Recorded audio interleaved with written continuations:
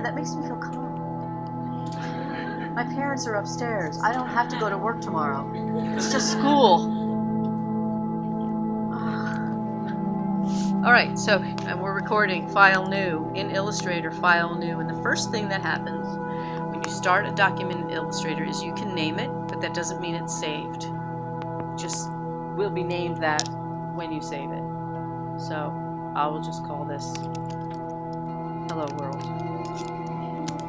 And the size is based on either a letter size or other kinds of paper sizes, A4, legal, tabloid. However, the profile here versus web versus print will give us a whole bevy in each section of different choices. So if I want to design something for print, I want to be up here. If I want to design something for web, this gives us preset sizes, which are fairly standard, except for the fact that everyone is designing web pages to be responsive now. So it's not a moot point, but in any case, there it is. So if I want to make something for the web, I'll pick that. I'm going to stay with print right now. So I'm going to just click something so that will close.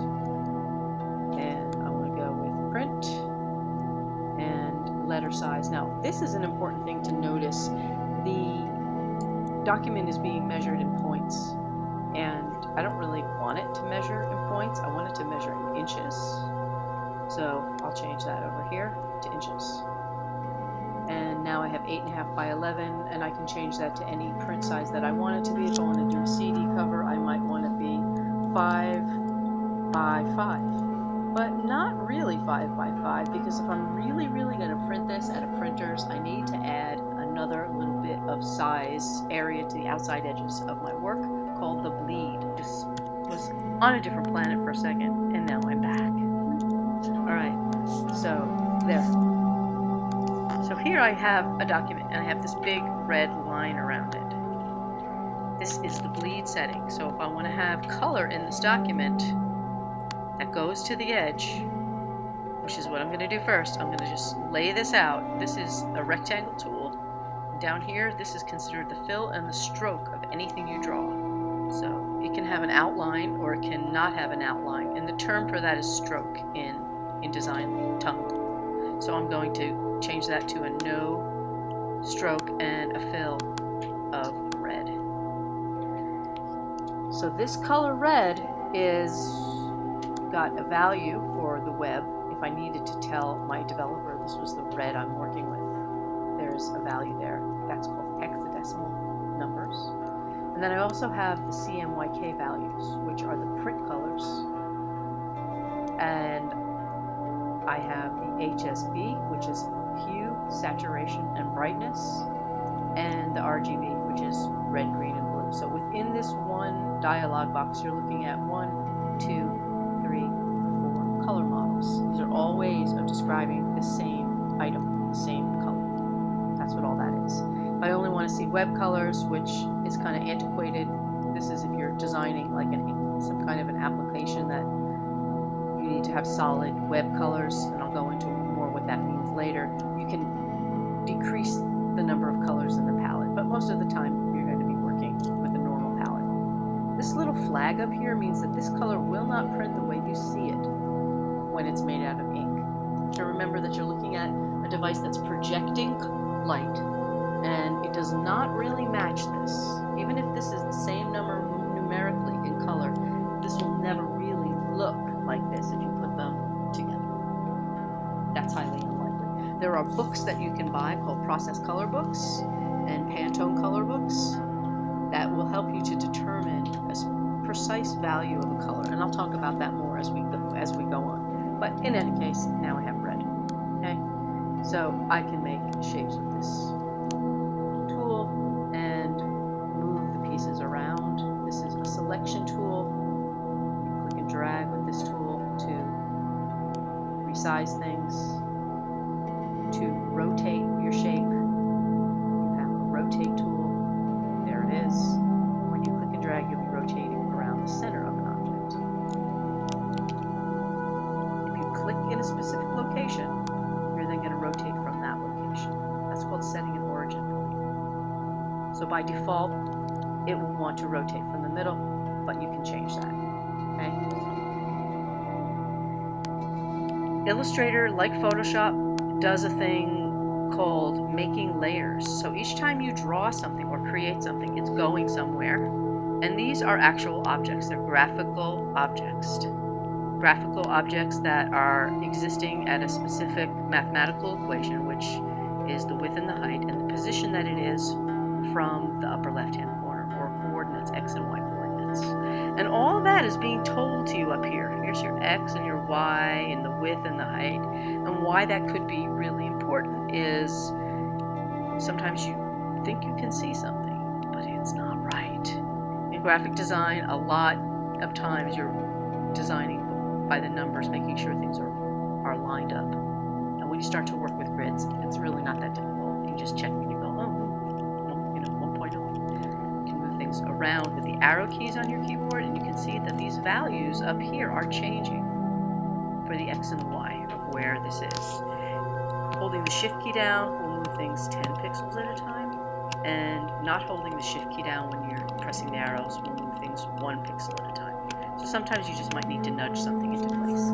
Okay. Illustrator is fun because while there is this gnarly pen tool that people are afraid of here, there's a lot of other ways to draw than just with the pen tool. So I like to kind of play with a couple of concepts when I'm drawing in Illustrator. One is carving. So I use an ellipse and I create another circle on top. So I'm clicking and dragging out this circle and giving this another color. Why this is important is, while you may think you can't draw, you probably can. Most of us started out being able to do art, and then we were told it wasn't that good, and so we stopped trying. Every single person in here can draw. So I'm going to take these two shapes and I'm going to show you this other magnificent thing here. They're both selected now. This is called the selection tool. This is called the direct selection tool. I'm going to go under window, which is where all the palettes are, and I'm going to go to a thing called the pathfinder. And what this allows you to do is carve shapes with other shapes. I'm going to mouse over these items here and tell you what they do. So I'm supposed to be getting a tooltip, but it's not showing up. Okay, this is minus front. And what this does is it takes the thing that's in the front and uses the thing as a cookie cutter and cuts the thing from behind it away. So now I have a new Illustrator I just installed, and it wants to share new wonderful things with me, and I'm really glad about that, but I'll get back to you. Oh! What did I click the wrong button? Alright, so Shapefinder, this whole thing, Pathfinder, is really huge.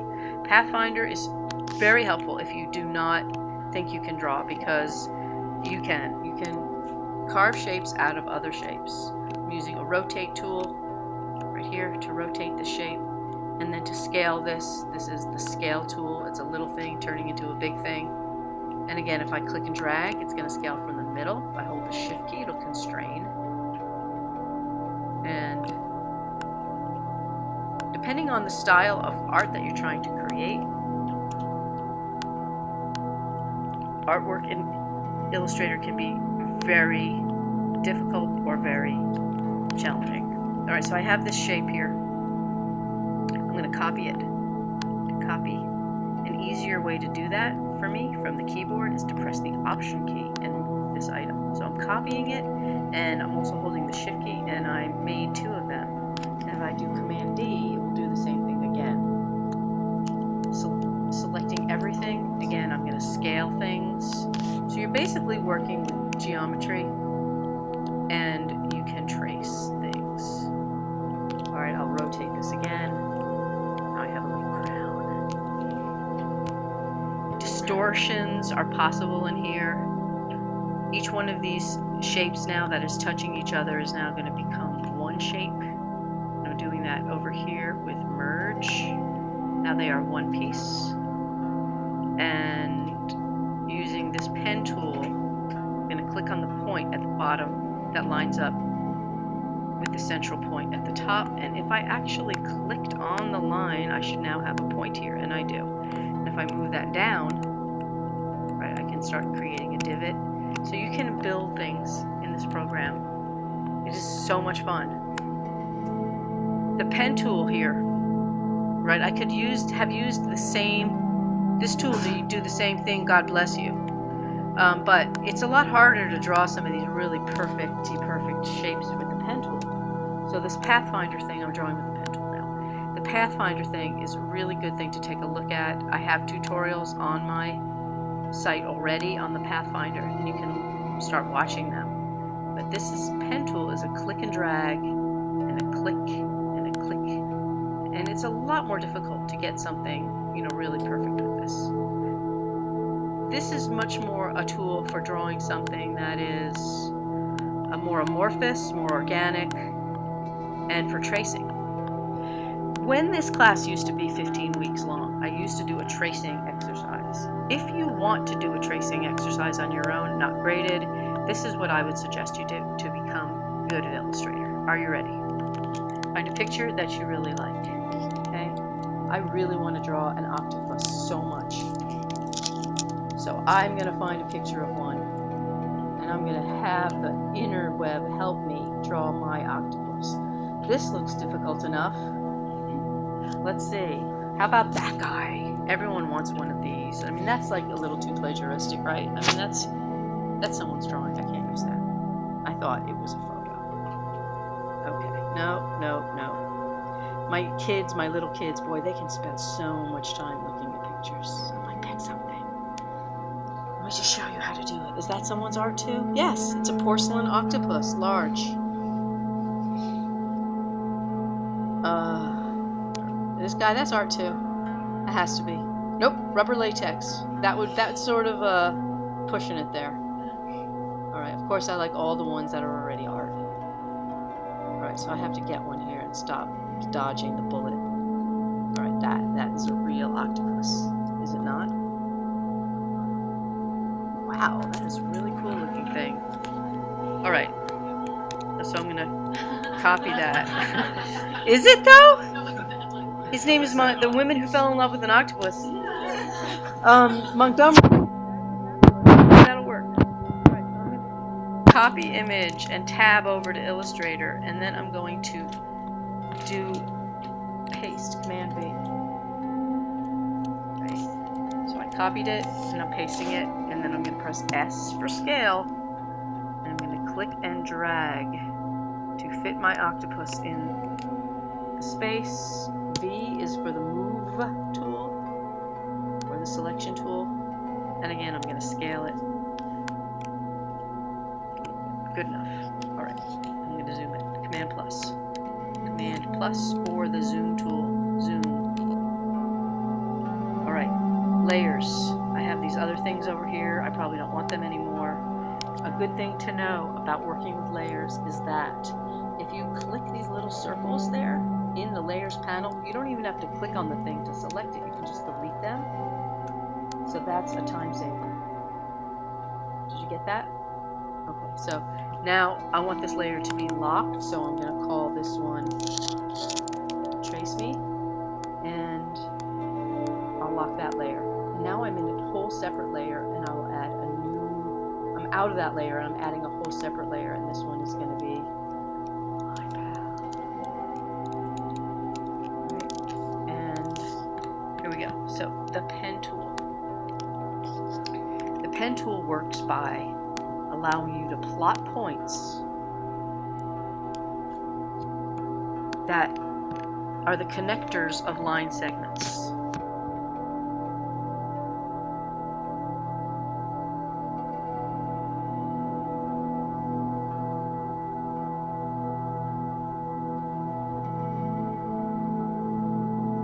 Where it's going to try and go. If I click and drag again, if I drag approximately a third of the overall curve when I'm doing the dragging part, it will kind of fit. But you have to kind of think about it like you're driving a car and you're turning the wheel, and each of these are little curve segments. So I'm clicking dragging, gesundheit, and I am following this around, like connect the dots. So when you get really used to it, it really does start to feel like drawing because you innately know how far to drag your hand. But when you first start, it's not that easy.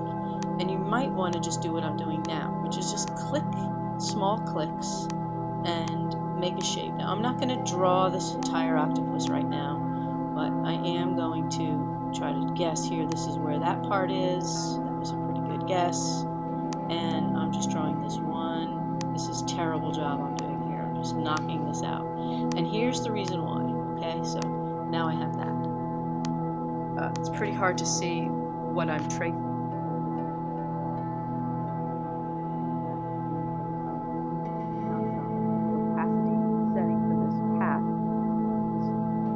Octopus arm is at 100%, and I'm going to lower that to 43 so now I can see through it.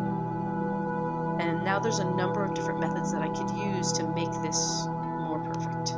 Okay, so yes, it's nice if you've been practicing with the pen tool, you'll be able to plot your points smoothly, but if you're not used to doing that yet, here's another way to start using this tool more quickly. So if I use not the pen tool, but this one called the anchor point tool, and I come to any of these segment anchor points that I click on, already made into a corner point, it's okay, and move it with the arrow key. What I'm doing here is I'm clicking and dragging to create the rounding, the handle. I'm curving it after, okay? So if you're not a big pen tool fan and you're like, oh God, I'm gonna have to use that, or if you're taking a class, these are some of my pen tool tips. So because I can see through it, I can position the points where they really want to go. A lot of times you have an idea of what something looks like, and then you find out it's not that at all, and until you really zoom in closely. So this is an incredibly great exercise to do. So the first layer would be just outlining the whole thing and getting that all right. You can add points, like in this circumstance right here in this little tentacle area, I need probably more points than I have to define this shape, you know, or not, but as I move the points around, I can kind of see I do. So to add a point, again, it's the pen tool. If you take a look on screen, there is a little tab at the far right of the pen tool menu, or the pen tool portion of the tools menu, and when you pull that open, you can now take this with you. Like, you don't have to keep going over there to get the pen tool set. So now you can switch your tool. So if I want to add a point, like here, I feel like I need to make this different. So I'm adding points there. And if you want to move a point, you use the direct selection tool. So this is the big thing for the night, okay? The main selection tool, the black arrow tool, that selects the entire shape and all of its points and line segments when you click on the middle or the fill of the shape. When you use the, I'm going to click away now, when you use the sub-select tool, the white one, you're selecting individual points. So I'm going to say it again. The regular selection tool allows you to select entire shapes and also groups, entire groups. I didn't say that part before. So the black one is entire shapes and groups of shapes, and the white one is individual points and objects within groups, which later will become more obvious what that means. So if I have a point here, I can move this point. I can remove it with the pen tool with the minus on it. This is the remove point. You can add a point back in, and again the white arrow is the direct selection point tool. Now I'm having mayhem. Okay, so you probably experienced this too. So you kind of have to take hold of these points and start getting to feel how they feel. Move them around, have that kinesthetic experience. In other words, do it. So now look, I clicked on the inside of that shape twice with the sub-select tool, and I told you it wouldn't select entire objects. It will if you click twice. So you sometimes have to click and click away. One of the best things that you can do for yourself, honestly, is watching tutorials, because at least for me, I would never have learned this if it wasn't for my other friends that I hung around with that also were doing it at the same time and learning it at the same time. So you can curve points. Alright, so as you begin to develop the shape of your object, if I turn this back, this is another really amazing thing here. If I turn this back to 100%, okay, done for the meantime talking about the pen tool, I'm going to switch tools. I'm going to use an eraser, which is now very large. The eraser is now going to get smaller because I'm going to use the left bracket key, the key next to the P. So you can't even see here very easily where is it changing the size of that eraser tool. If you double click on this, that's where you can see the size, the roundness, and you can change the direction of the eraser. Now this is so weird because erasers really, just think, if you've used tools before, that's like a pixel-based tool. But oddly, when you erase with this eraser tool, it actually adds points. How weird is that? So I just pressed the Z for zoom, and now you can see I erased around that shape. I'm going to undo what I did. And it's a way of drawing by carving. Not too dissimilar in a way, but on a smaller level than the Pathfinder tools. The Pathfinder tools let you carve, so does the eraser, but the thing has to be, to use the eraser tool, you can have it be any opacity, but the tool I'm going to use next, and I like to use them together, is the blob brush tool. Now the blob brush tool, this is so amazing, okay? You can just start with a basic shape and then you can basically paint, and you're painting with pixels. So this is like a huge innovation in Illustrator.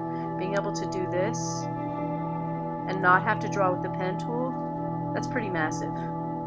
Now, it could take me a really long time to fill this all in, right? And I'm just doing this on my little trackpad, which is kind of hilarious.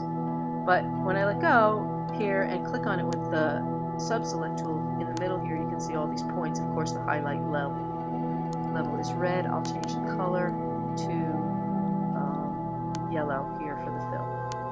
So you see those little red dots and all this red stuff? This is telling you what's selected. And these little red points, these are the anchor points, and it's red because the layer color for its color coding is set to red. I can change that to any color, right? So you're dealing with objects that are gonna stack and exist in layers, and you can draw and paint to make these things. The blob brush tool is totally something you should try if you're not feeling like you want to use the pen tool. But you can keep using this tool, and I can essentially make this whole octopus by painting and erasing, and it's still vector based. That's pretty huge.